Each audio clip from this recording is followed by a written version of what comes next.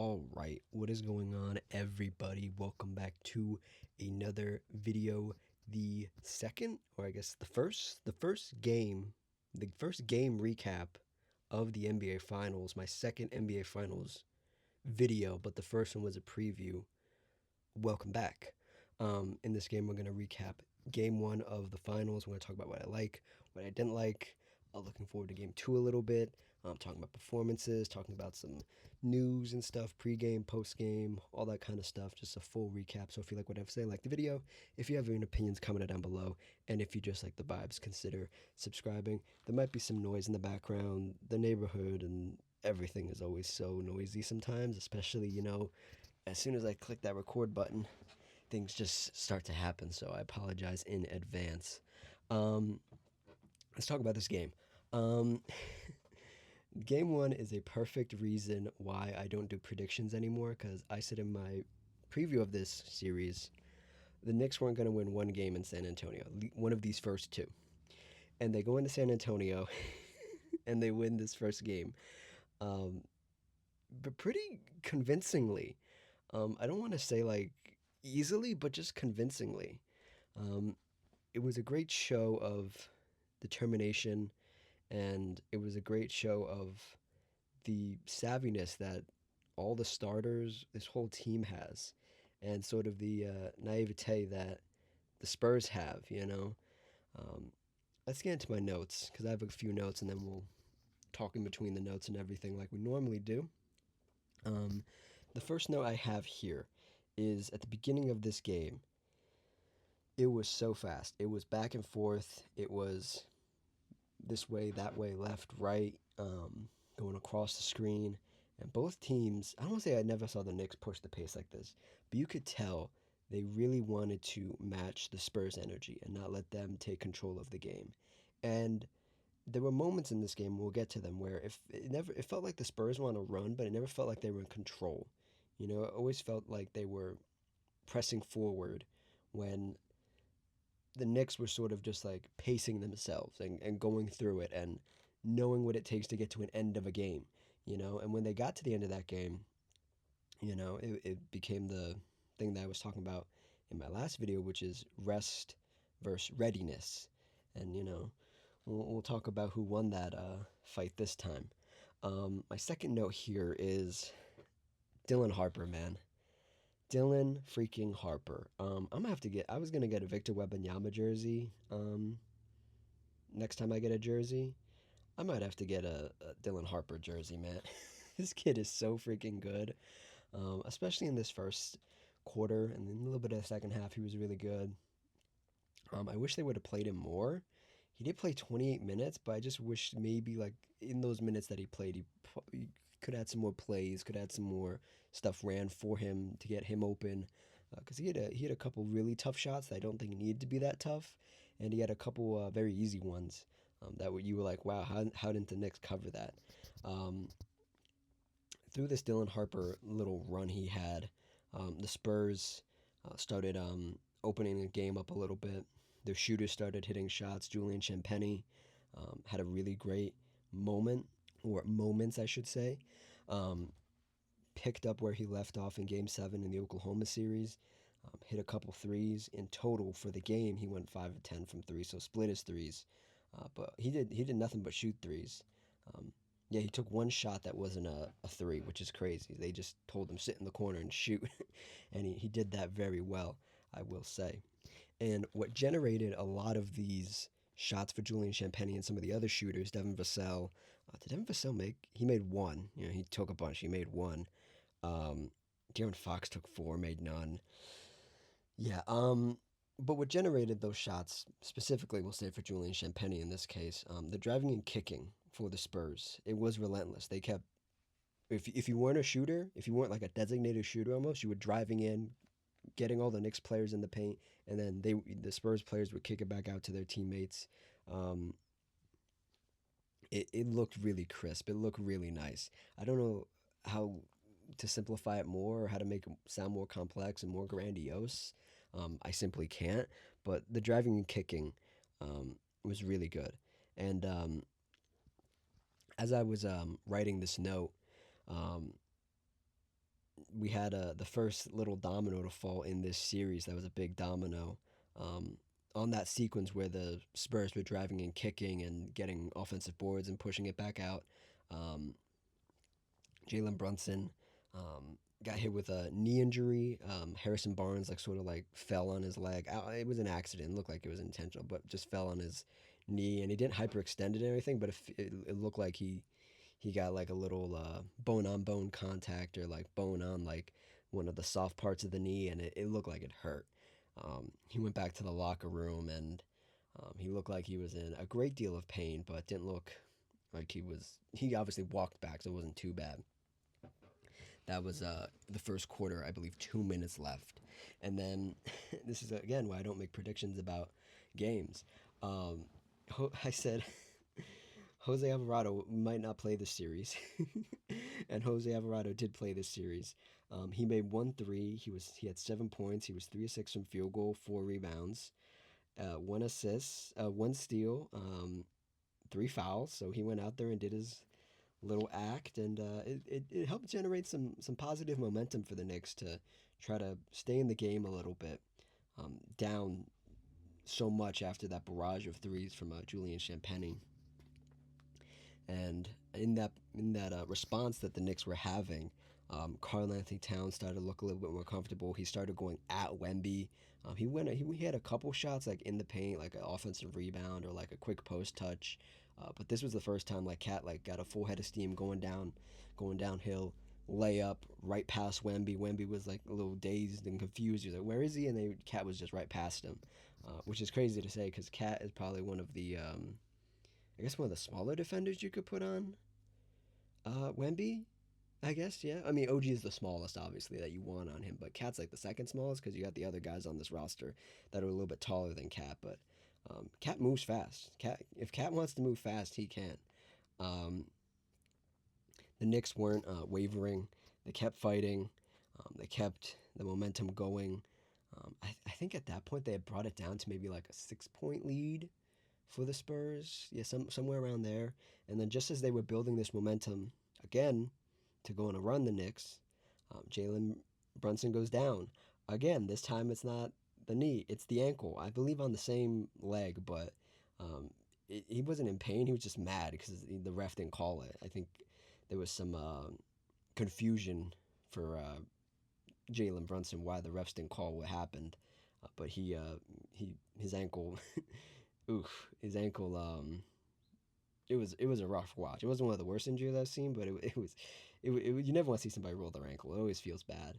Um, yeah, and I thought at this point, Jalen Brunson might just sit for the rest of this quarter and then go into halftime, get worked on, make sure nothing's wrong with his knee or ankle. Um, he stayed out there. Jalen Brunson stayed out there, and the Spurs decided, you know what, let's throw Carter Bryant, the other rookie, um, on Jalen Brunson, the Eastern Conference Finals MVP. Carter Bryant has some size, has some length. Um, it didn't work. It did not work. Jalen Brunson took Carter Bryant to school. He had this was a sequence of like 3 or 4 shots in a row that Jalen Brunson had a layup, had a fake, then a shot, had a layup, did a little, dream shake. It was really impressive. And I mean, a multi-year NBA player doing it to a rookie isn't that crazy, but a hobbled Jalen Brunson, would you think he'd be a little bit more passive? When you think he'd be a little bit more, conservative with his movements? No, he was going. He had to go. He knew the moment, and he knew that he had to keep the momentum going for them to go into the half with something positive at least, even if they weren't leading. Um, and then the Spurs answer the little Knicks run they had. Wemby just, I noticed it all playoffs, but I noticed it specifically in this game. Wemby has some great passes, just great some one hand passes, so he's not throwing up a dumb shot. He passes it out to a shooter. He passes it out to an extra ball handler, and it's not always the most crisp pass, but at least he just gets it out. He just throws it with one hand, throws it with two hands, throws it behind his back, just to try to save the possession. And it didn't. It hasn't really worked the past 2 series against the Thunder or this Knicks team, because both these teams are a little bit more defensive minded comparatively to, um, I shouldn't say comparatively, but they're on a different level to a team like the Timberwolves or the Portland Trailblazers that the Spurs played in the first two rounds. Where Wemby could sort of get away with that stuff. Um, it was nice to see from Wemby. There are some questions about Wemby in this game. We'll get to that in a minute. I just want to get through a couple more of these notes before halftime, and then we'll talk about Victor Wembanyama um, for the rest of the game. Um, Wemby did this thing where I think it was a fast break. Yeah. Oh no, it was like a fast break, and they had slowed it down for like 1 second, and Wemby was still running down the floor. So he's running down the floor, going towards the paint, going towards the basket, and he like fakes like he's gonna jump up and try to catch a lob. Right. He like gets down in his stance and like revs up, and he looks like he's gonna jump, and he fakes it, and then Cat is just watching because the Cat's like, I can't let this guy catch a lob, and Cat like gets faked out of his shoes a little bit, and then the ball handler like swings it to Julian Champagny, who's in the same area, in the same corner area, and Julian Champagny gets another wide open shot. I'm not sure if he made this one, but I think he did. Yeah, I think because this was the one of my last notes of the half. Um, he made it, and it was kind of like a weird little like fake. Like I've never seen somebody like fake a lob. Like I've seen like the ball handler fake a lob. I've never seen like the lob threat faking a lob. Like I'm gonna go for it, and I didn't.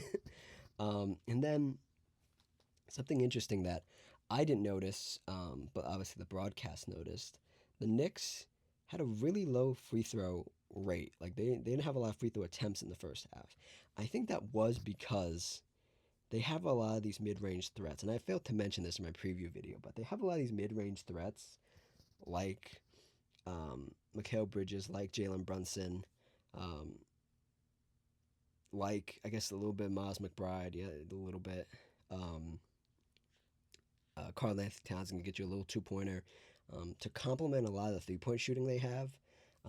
Miles Mikal Bridges didn't shoot it well. Josh Hart didn't shoot it well. OG Anunoby shot it okay, 3 for 6 from three. Um, let's see here. Landry Shamet shot it well, 3 of 6 from three. Um, that was almost all his shots. And it's weird because they were taking these really conventional mid-range shots. They weren't like falling into the defender. They weren't like faking in, like trying to draw the contact. No, they were just trying to get to the bucket and get back on defense. Like that's all the Knicks were doing. I think it did result in a really low um, free throw rate. And I don't know if they resolved it in the second half. I feel like it was more the same, but like they just kept going, and the pace was just so electric this whole game.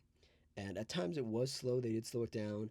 Obviously, when we get to the end of this game, the defense is what ruled the second half. But in the first half, it was the offense. Both teams were just trying to like see who throwing punches and see who would flinch first, and nobody flinched. Um, Before we get to the second half, let's talk about Victor Wembanyama here.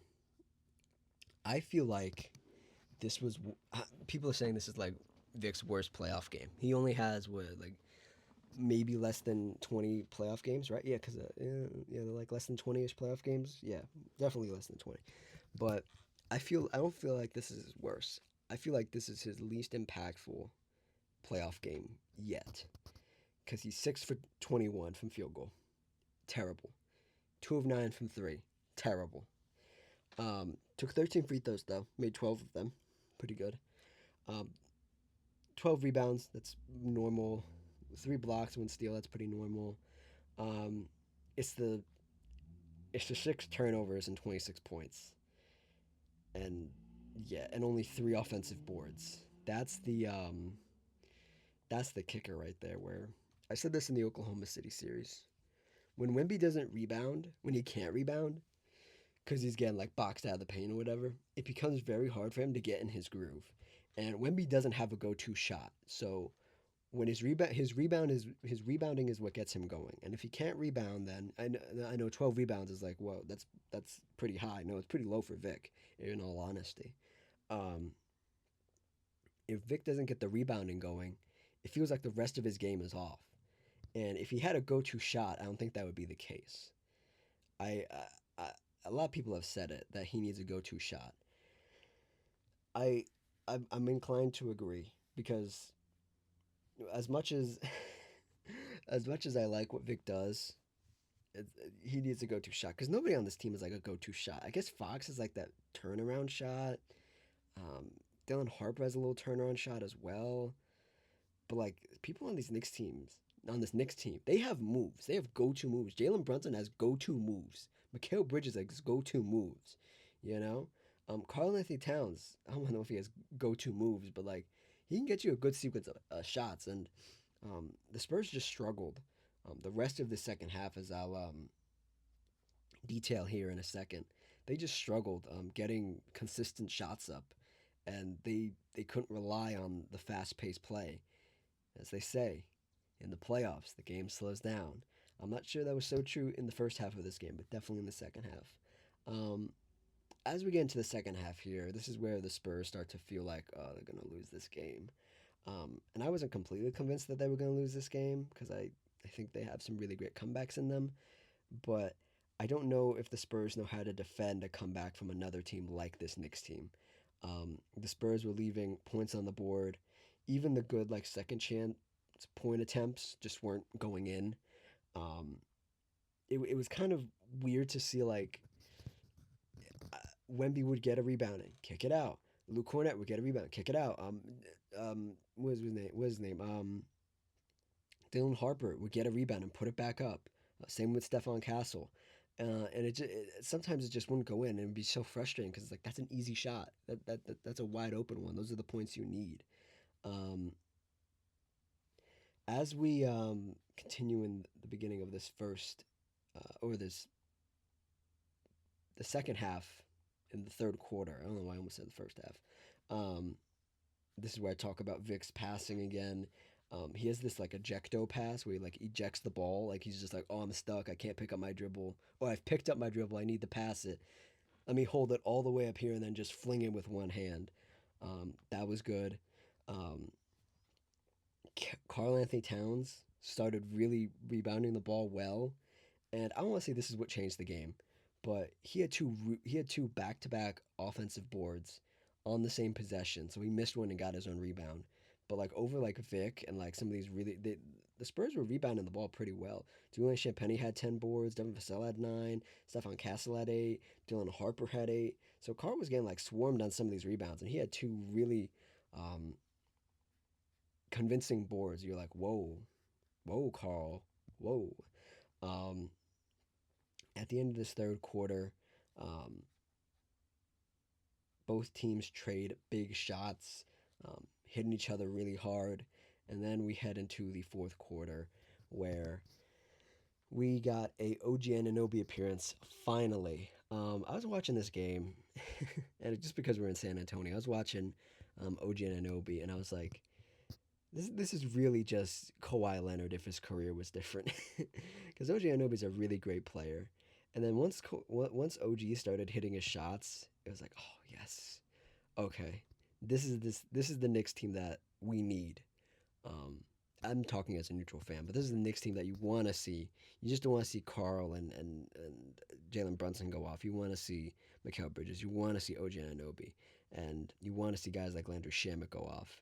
And when OG got it going, there was no looking back for this Knicks team. Stephon Castle did answer back with a cut with like I believe one or two threes, um, but the Knicks were up and they had the hot hand, and the Spurs slowed him down just a little bit, but um, it wasn't enough. But they did get it going on offense. Um, Wemby hit a three. Uh, the Spurs got it going, and then as I was typing that, Wemby hit a three. So that just shows how in flow the Spurs were at certain points in this game. It was tied with 2 minutes left in the fourth quarter, and then the fatigue started setting in, and Jalen Brunson hit some wild. I'm talking about wild shots, like falling away, turning around. It was incredible for Jalen Brunson, and I don't know how he played through what he was dealing with, but he had 30 points, 2 of 9 from three. 12 of 31 from field goal. Oh my god. That is crazy. 31 field goals taken. That feels like it should be a record. That feels like it should be. I gotta look that up. So yeah, Jalen Brunson, 31 field goals, is not anywhere close, but it got close. Rick Barry, 43 attempts, 1967.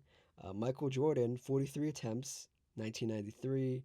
Elgin Baylor attempts, 46 attempts, 1962, and Rick Barry 48 attempts in 1967. The 60s, they were just throwing up shit and seeing if it was gonna go in. Jalen Brunson did that a little bit, but he hit the critical ones. He hit the really important ones. Um, and as we talk about this game and the fatigue of this game for the Spurs, I do want to shout out Josh Hart for just making the Spurs' life insufferable, just absolutely insufferable. Because he was doing what does best. He was being annoying. He was being just a disruptor. Um, if the Knicks win this, I think Josh Hart needs to be in contention for the best disruptor of all time in the NBA. Maybe top three, top five. Just like a guy, like not a guy who scores, not a guy who does like all the crazy things, just does the little things and is annoying. It makes the other team go, oh, this guy's really diving on the floor for the ball. He could have just let it go out of bounds. Like little stuff like that. I think Josh Hart could definitely be up there if the Knicks end up winning this series. Because I'm gonna be honest, I didn't factor this in it either when I was talking about this game in a preview. The Spurs really don't have a disruptor. They don't have a guy like that. They don't have a. I want to say. I will say this. Josh Hart, very nice guy, and when I say this, I mean this like on the basketball court. Um, the Spurs have too many nice guys, and Josh Hart's a nice guy, but the the Spurs have too many nice guys. They don't have enough like. I guess Stefan Castle is that. He's shown a little bit of that, but you don't want him getting into like stuff like that because he's like one of your star players. They need a guy. They don't have a guy. I guess they're hoping Carter Bryant could be that, but Carter Bryant has such a baby face. I'm not sure he could ever be that. Um, I guess Keldon maybe. Harrison Barnes is a nice guy. Like they don't have like a mean guy. I guess Vic is that mean guy too, but like he's not like he's the star player. You don't want him doing that stuff. But yeah, the Knicks won this game. That's the end of my notes. The Knicks won this game, 105 to the Spurs, 95, and it was just a weird game because like definitively like by merit, these are the two best teams in the NBA right now, and it didn't feel like it, but it definitely looked like it at times. It definitely looked like it, and this Knicks team, man, they did what they need to do. It doesn't matter if they win game two. If they win game two, then you're in real trouble. Then the Spurs might be in real trouble. But they did what they needed to do. They won one on the road. And they did it when, I don't want to say nobody had a really great game, but like nobody had an efficient game. Nobody had a really like clean game. It was all tooth and nail. Um, who had the best? I guess Carl had the best, right? 715 with like more than 10 points. Yeah, 715. Josh Hart at 15 rebounds, 6 assists, 4 steals, 1 block, 4 fouls. Man, oh man, what a guy. What a player.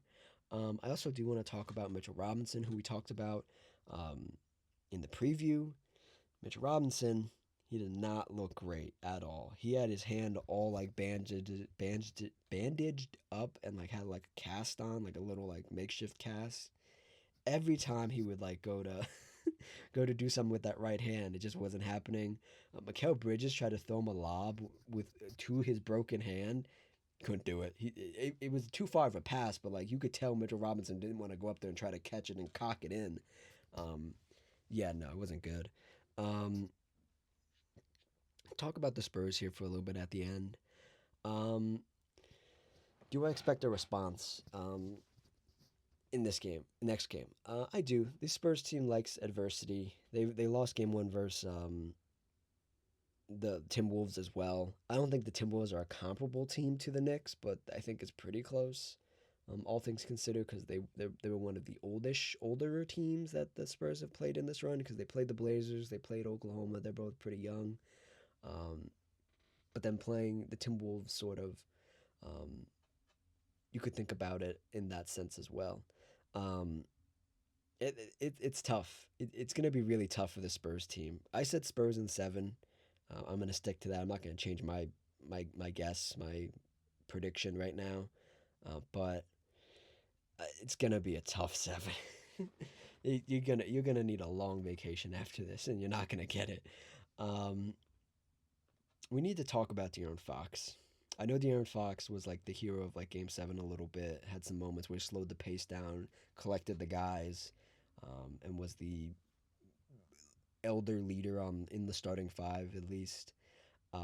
7 points, four rebounds, 5 assists, 3 turnovers, 5 personal fouls. Just isn't gonna do it. It's not gonna do it. And if this is gonna be De'Aaron for the remainder of the finals, I would strongly maybe start thinking about shuffling this rotation a little bit, just a little bit. I know Mitch Johnson wants to trust his guys. He trusted Julian Champagny. He trusted him till the wheels fell off, and it worked out. But like this is the finals. Things happen quick, and the games are really close together. And you can game plan all you want, but sometimes you just have to go for it and make an adjustment. And I would like to see Dylan Harper get a look.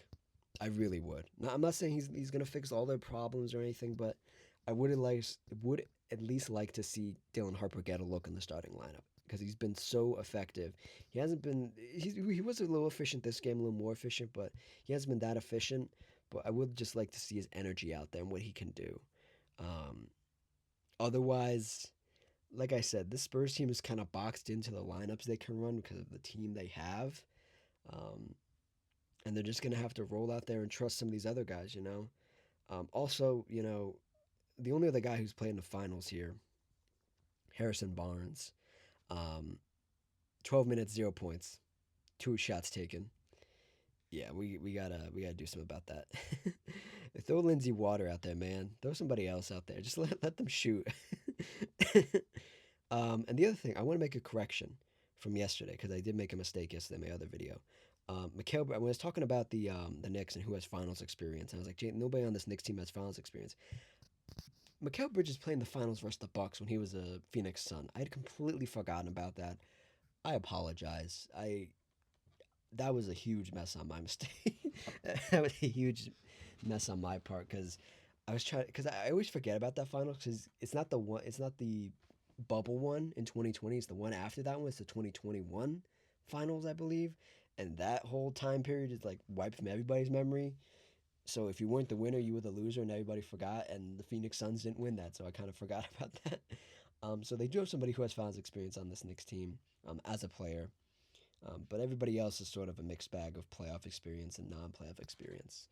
OG Anunoby also has finals experience, but he was injured, so I don't really count that. He was there. He was just like present, like he was just on the bench because he was injured. But yeah, that's it. That's the video. I think I had one more correction to make, but I think that was the big one I wanted to say because that was like an insult to myself for not remembering that about Mikal Bridges. Um, but yeah, that's it. That's the video. You guys will get because game five game almost like game five. Jeez, we're not even there yet. Slow down. Game two is on Friday, right? You can say it's Thursday. And then there's 2 days off, I believe, right, in between games. So you guys will definitely get a video this weekend about something else unrelated to the finals, but you guys will get a video about game two at some point. I don't know when, but at some point, I promise. I'll try not to get too backed up because if I can't um, get in line and be active when the finals are going, when there's only one game at a time, then I don't deserve to do this anymore. But yeah, that's it. That's the video. Um, the end screen should be playing right now. Check out the video on the left. Check out the playlist on the right. Um, and if you click my icon right in the middle of the screen, bottom middle, a little subscribe will pop up, and you can subscribe with ease. I also just realized I'm such a mess. I'm sorry. My little guy isn't here. My little icon isn't here. I guess I'll put it in the thumbnail. I can put it in the thumbnail, but my little characters, I forgot to put them in. Oh well. I hope you guys didn't miss them. If you did, let me know down below, and I will like and comment as well while you're down there. And I will see you guys next time. Cheers.